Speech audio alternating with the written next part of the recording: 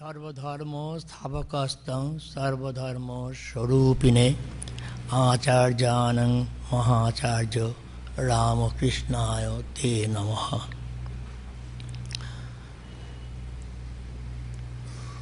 Dear Swamis and Brahmacharyans, distinguished scholars coming from different parts of the country as well as abroad,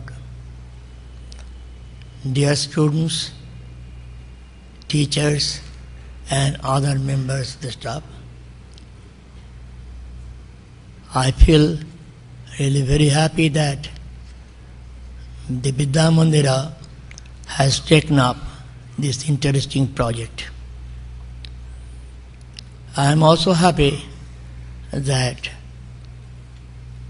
I have been invited to say a few words on this very interesting topic. The very subject itself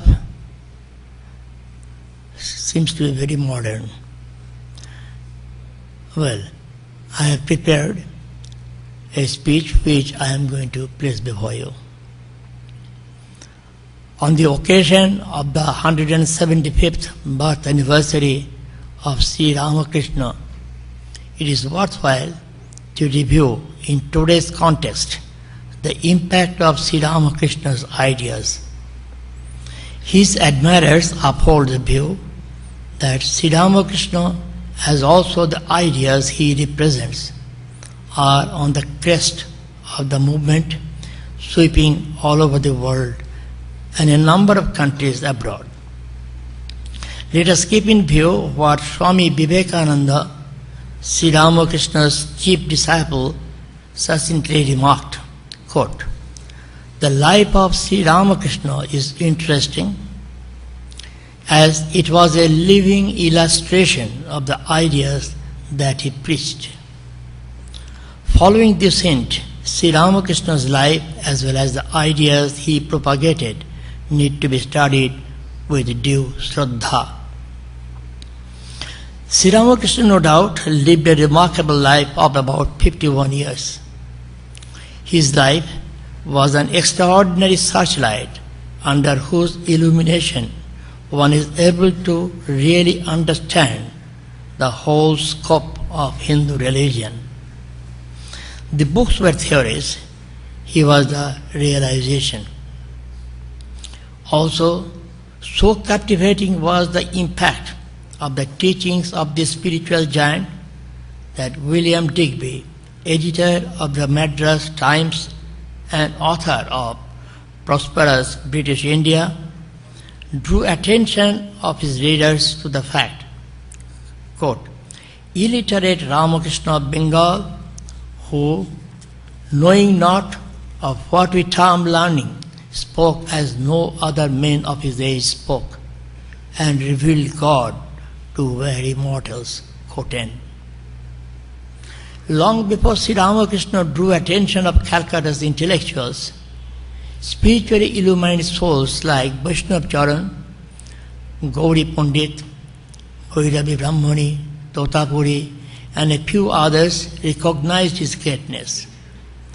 Thereafter, Sikh sepoys from Dakshineshwar Powder magazine and the Barakpur cantonment, together with a group of Marwari businessmen from Bora Bazar quarters of Calcutta, pilgrims to Gangasagar and other wayfarers gathered around the saint. Quickly but steadily his word spread. However, his meeting with Keshav Chandra Sen on the 15th of March 1875 was a turning point. Soon thereafter, his words and ideas came to the limelight by the press first. Here are a few examples. It was first reported in the Indian Mirror on the 28th of March 1875. That I am not going to read out. I will give you two samples only. One from Dharma Tattva, dated 27th of February 1879. It is in Bengali. Ogni sarvatra ache, কিন্তু শুষ্ক কাষ্ঠে অগ্নির উজ্জ্বল প্রকাশ হয়। সেইরূপ যা সকল জীবের শরীর রূপ চিকের ভিতর ধনির কন্যার ন্যায় লুকাইয়া আছেন, কেবল বৈরাগী তাহাকে দেখিতে পায়। যতদিন বিবেক বৈরাগ্য আগুনে মায়ারস শুকাইয়া না যায়, ততদিন মাকে কেহ ভালো রূপে দেখিতে পায় না। This is from the New Dispensation, dated 7th of July, 1881. In the course of an animated conversation with our devotees, the Paramahamsa of Dakshineshwar lately expounded the Hindu doctrine of Trinity. He spoke of Bhagavan, Bhagavad and Bhakta as the three entities, and yet one in essence, the mysterious three in one. The first signified the Godhead, the second scripture or word, and the third devotee or saint. Quote end. We understand that every biographer of Sri Ramakrishna or collator of his sayings basically depended on his own perception, which was guided by his mental environment and skill. To illustrate this, we refer to the first part of Suresh Chandra Datta's collection of Sri Ramakrishna's teachings. There is no mention of motherhood of God, nor one popular teaching of the Master, his warning against the temptation of Kamini and Kanchan. Ibn M., the chronicler of the Gospel of Sri Ramakrishna, the most admired by the modern scholars, was challenged in his days by Pramod Das Mitra, who was close to half a dozen Sri Ramakrishna's direct disciples.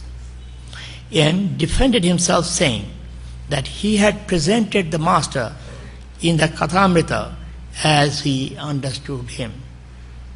Swami Adbhutananda, perhaps the most illiterate among the Master's monastic disciples, went one step further when he said that everybody understood the Master as the latter made him understand in keeping with his mental constitution.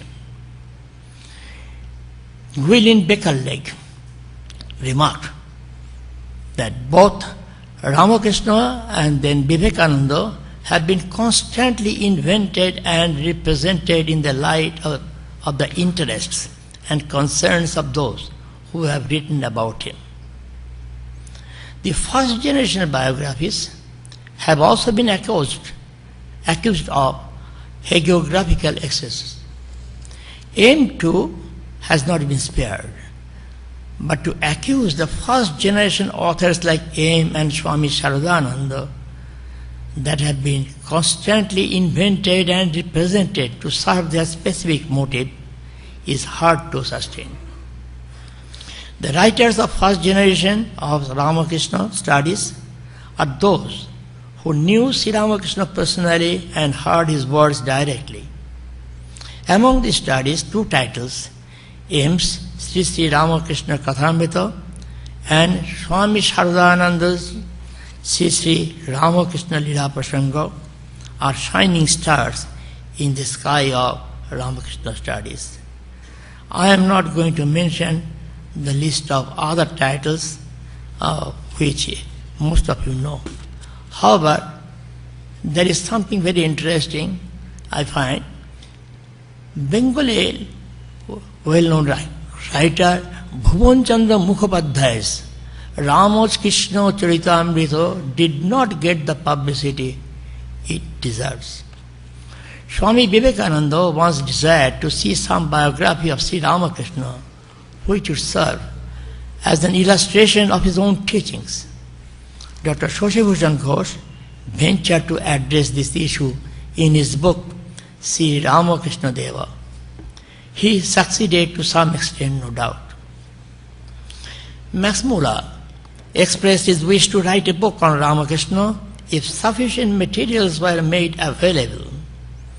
Swami Vivekananda asked his brother disciples Swami Ramakrishnananda to supply the same, suggesting that We must take care to present only the universal aspects of his teachings.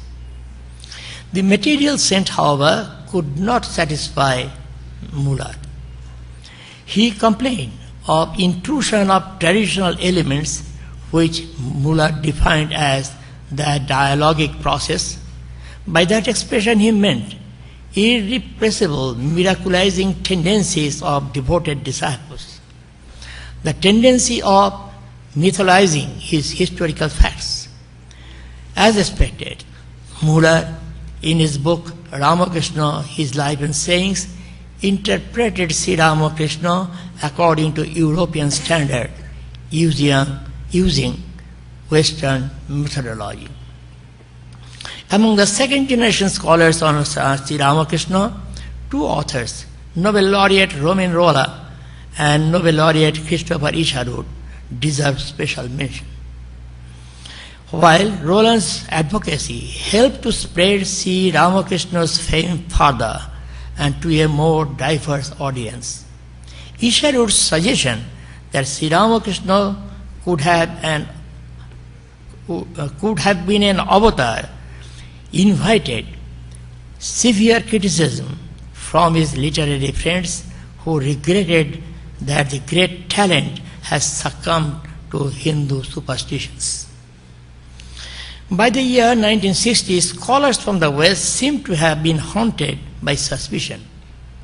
Most of them consider Sri Ramakrishna's mystical experience outside the realm of normative human behavior. Walter Neville suspected Swami Sharadananda, a first-generation writer, to have reconstructed Sri Ramakrishna's biography with certain motive. Neville suspects Sri Ramakrishna's insiders overemphasized the significance of his attaining Nirvikalpa Samadhi.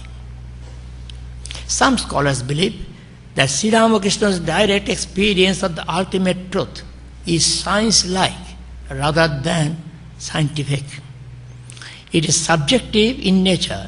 It is experiential, not empirical.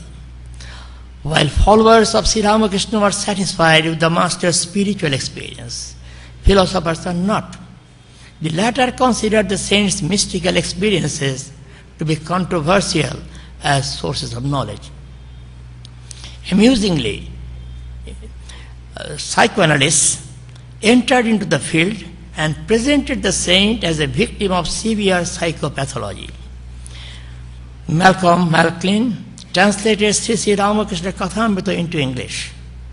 Since Sri Ramakrishna said he had a feminine nature, the translator branded him a homosexual.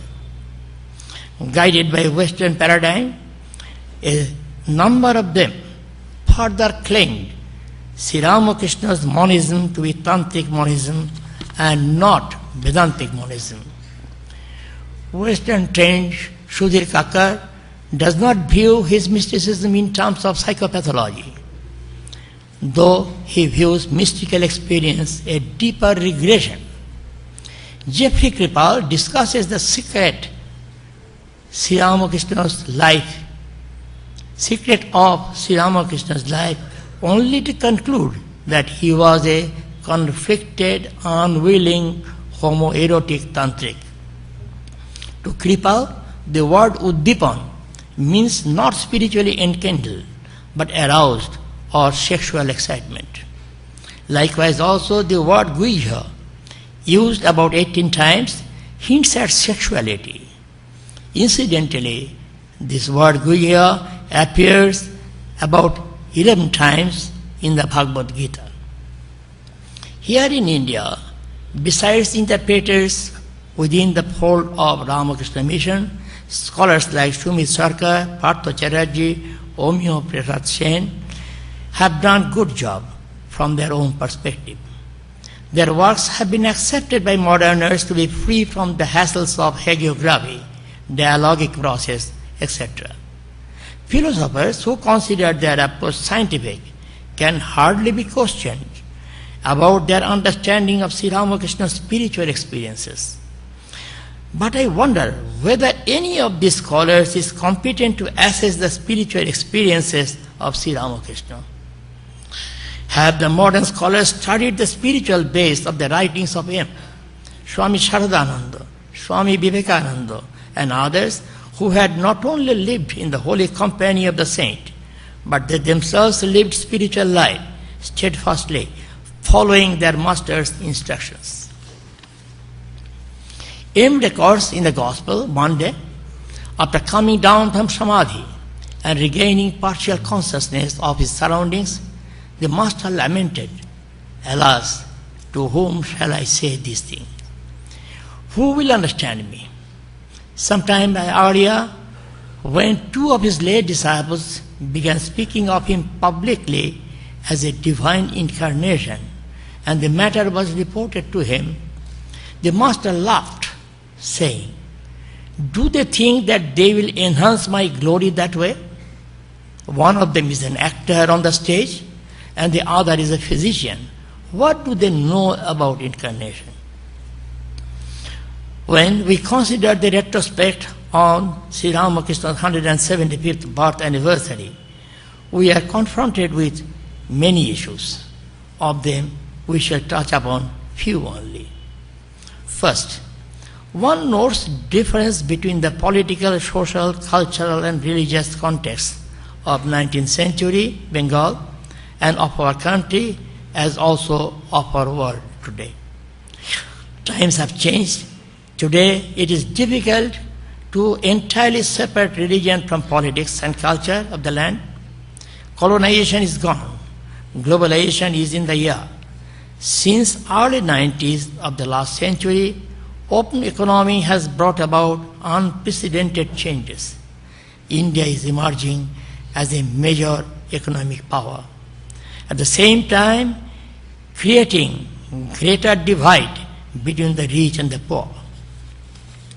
Second, while writing concluding observation for his book Ramakrishna Paramahansa, historian Omyo Pisen expressed his apprehension, quote, "Every life begets its own queries and questions, and the one most commonly asked about Sri Ramakrishna Paramahansa is an explanation of the enduring legacy of the man and his words. This is not easily forthcoming, partly on account of the conflicting ways he has been perceived in his lifetime as well as by posterity." Quote end.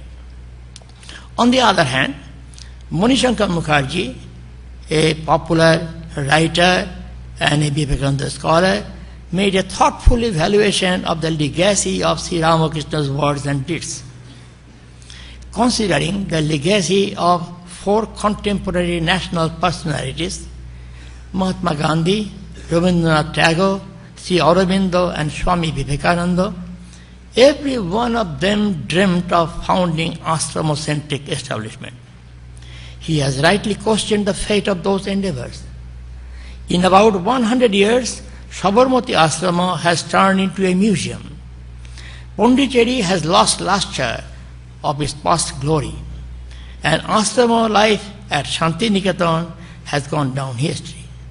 Compared with them, Vivekananda could devote short time for organizing Ramakrishna Math and Ramakrishna Mission, but their growth, even after 100 years, is remarkable. This points to the vitality of Sri Ramakrishna's legacy, which Vivekananda tried to translate into action. Third, Federico Mio, Director General of UNESCO, in his presidential address in 1993, expressed his amazement to see Vivekananda's commitment towards universalism and tolerance, and his active identification with humanity as a whole.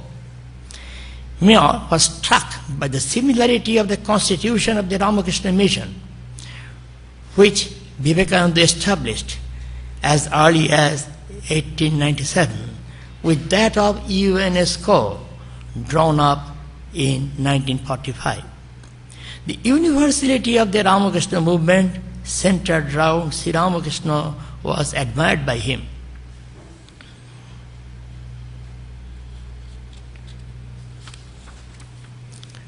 And fourth, Philip Goldberg's book, American Veda, published in 2010, shows how the ancient philosophy of Vedanta and the mind-body methods of yoga have profoundly affected the worldview of millions of Americans and radically altered the religious landscape. In the foreword, Professor Houston Smith observed, quote, Vedanta quietly surfaces in the daily life of Americans. Yoga, karma, meditation, enlightenment are now household words, quote end. Thus the impact of Swami Vivekananda, which he inherited from his master Sri Ramakrishna, can easily be appreciated by common men today. Consequently, we see India has been freely receiving from the West the ideas and techniques for her material and economic progress. And the West has been imbibing universal and spiritual ideas which has been affecting a healthy transformation in their lives. Sri Ramakrishna was unique. In the words of Max Muller, he was a clean, original man. M believed God created all men and women, making use of some molds. But he created Sri Ramakrishna in his own hands. He lived a unique life. He did not preach any idea which he himself had not experienced. Here is a brief life sketch pointing to some aspects of his personality and also some interpretation. Gadadhar was born of Khudiram Chattopadhyay and Chandramuni Devi in 1936 in Kamapukur, an obscure village 60 miles north of Calcutta. The child was christened Ramakrishna by his father. As a boy, he had aversion for formal education, but showed qualities of head and heart which made him popular among all, irrespective of age, caste and social status. He showed high spiritual sensibility even at a tender age. Khudiram's passing away in 1843 left his heart bruised. The boy became indrawn. At the age of 9, when he was invested with sacred thread, he showed his firmness for the truth, a quality he inherited from his father. Prevalent caste rule did not permit the Brahmin boy after his sacred thread ceremony to continue studies in the company of boys of lower caste. Violating the caste rule, he shocked many by accepting his first alms from a low caste woman, but just to keep his own promise. His orthodox belief rebelled against his elder brother Ramkumar's accepting a priest's job in Dakshineshwar Kali temple installed by Rani Rasmani, a low-caste wealthy landowner. It seems about this time he made a short trip to Kamarpukur via Atpur when his mother helped him to resolve his mental crisis. But how could he develop a liking for mother worship? This is the question that has been asked by so many people. For more than 9 years, he had worshipped the family deity Raghuveer, a synonym for Lord Rama. Perhaps to explain this inexplicable transformation in Ramakrishna, Romerola used the expression the sting of Kali. It was goddess Kali who took possession of the spiritual aspirant in Sri Ramakrishna. We may recall that in the family worship room, Raghuveer, a Shivalinga and an earthen pot representing goddess Shitala were installed by his father. Also his father had a vision of Mother Shitala in the form of a girl of about 8 or 9. Besides, Ramakrishna narrates an unusual experience of his at the age of 11 on his way to Anur Vishalakshi temple in the company of some women devotees. While he was walking across a paddy field, he saw something. He was overwhelmed. Later on, he came to know that he had been unconscious and his body had been totally motionless. He said, quote, Since that day, I have been an altogether different man. This is from the Gospel. He was besieged by the spirit of Mother Goddess. Unique was his approach to spiritual practices, which spread over about 12 years. He was motivated by a passion for God that filled him. He overcame hindrances on the way to his goal of God realization, showed his ingenuity as well as firm determination. He was a concrete and direct experience, and he could affirm, I actually see God more clearly than I see you. By realizing God, he attained freedom from all kinds of fetters, prejudices, etc., and he felt that he was ever free, ever blessed, ever eager to share bliss with others. He advanced further, following scriptures and gurus, leading to his scientific verification of religious plurality based on his direct experience. He boldly asserted that God is real, God can be realized, and God realization is the ultimate goal of human life. He pointed out that if someone introspects, he will find the innermost longing in his heart. It is for complete freedom, unalloyed joy, and it can be fully satisfied by realizing God. Thus, Sri Ramakrishna turns the human mind from growing secularism to spiritual idealism, and thus he helps modern man to make life meaningful. From his own experiences, he declared that all religious paths were valid in their separate ways, and that each path eventually led to God. Further, he came out with his discovery that Hindus, Muslims, Christians, Shaktas, Shaivas, Vaishnavas, Brahmaganis of old tradition and those of present time are striving for the same ultimate truth. Devotees call him by different names. He declared, quote, as many faiths, so many paths, quote end. Commissioned by Divine Mother, he moved to accomplish a mission to spread the universal message of harmony of religions, divinity of man, and everything else, and solidarity and unity of existence. As a corollary to this, he advocated service of God in man, particularly the poor and marginalized who deserve society's attention. Several critics contested this, even accusing Swami Sharadananda of grafting this idea to incorporate Vivekananda's idea, which he alleged to have had picked up from Christian missionaries. Again, Shumit Sarkar complains that while Kathamrita presents Ramakrishna telling Shambhu Mollik denouncing organized philanthropy no less than 6 times, it was totally excised from Lila Prasanga. From the age of 39, Sri Ramakrishna remained immersed in divine mood until the end of his life. During this period, all of his actions were transformed into new and extraordinary events by the will of the Divine Mother. On 2nd February 1884, Sri Ramakrishna injured his hand, bandaged. Sri Ramakrishna said, quote, since my arm was injured, a deep change has come over me. I now delight only in the Naralila, the human manifestation of God. Quote end. Quote, man is Narayana himself. If God can manifest himself through an image, then why not through man also? Quote end.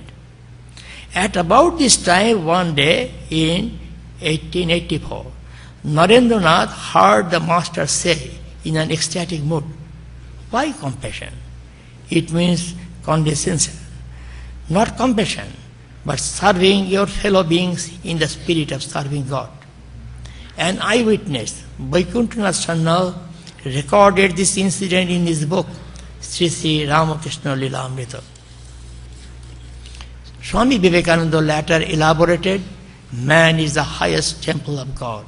He also showed that working for humanity, trying to see God in all, is a distinct spiritual discipline.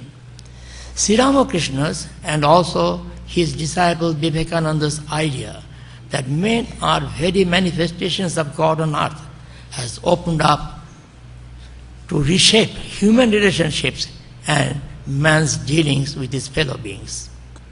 Another idea of the master that is, he has given always hope for the householders. To realize God, a householder need not forsake family life. He has, however, to get rid of his infatuation or weakness. Sri Ramakrishna encouraged householders, saying that it was convenient to struggle for moral and spiritual life from within the walls of family life that serves as a fortress. He used to advise, with one of your hands engage in worldly activity and with the other hold on to God. The master's emphasis was always on sincere practice and not parroting the words of ancestors, thinking it to be religion. We may recall Swami Vivekananda's observation in his letter addressed to E.T. Sturdy. He wrote, quote, Ramakrishna had given us one great gift, the desire and the lifelong struggle not to talk alone, but to live the life. And this is something we have to understand if we want to understand Sri Ramakrishna correctly. It was May 1885. He suffered from pain in his throat. It was later diagnosed to be cancer. Every kind of medical treatment failed. On 16th August, one of the most glorious lives in the spiritual history of mankind had come to an end. Sri Ramakrishna is the mainspring from where the Ramakrishna movement emerged. It was his words with never-ending metaphors and analogies that energized his message. And it is the spirit of the legacy that needs to be cultivated while we learn what to know, what to do, how to live with others, and also learn how to be in today's fast-changing world. Building on the faith of his preceptor Sri Ramakrishna, Vivekananda found that all religions lead to the same divinity. Vivekananda discovered that all religions have certain common grounds, however different their claims may be. Thus historian Subhashachi Bhattacharya concluded, saying, Vivekananda offered a kind of theistic universalism as the path to India's unity. This boosted nationalistic movement in the 19th century. Sri Ramakrishna was an ideal monk. He was a model householder, an ascetic householder. His was a God-centric life. He has experience of both the temporal and the transcendental realities. His ideas are more relevant today than they were during his time. As mentioned in the beginning, Sri Ramakrishna, as also his ideas, are not only unique and quite relevant, they are indispensable for people of today. Thank you all for giving me a patient hearing.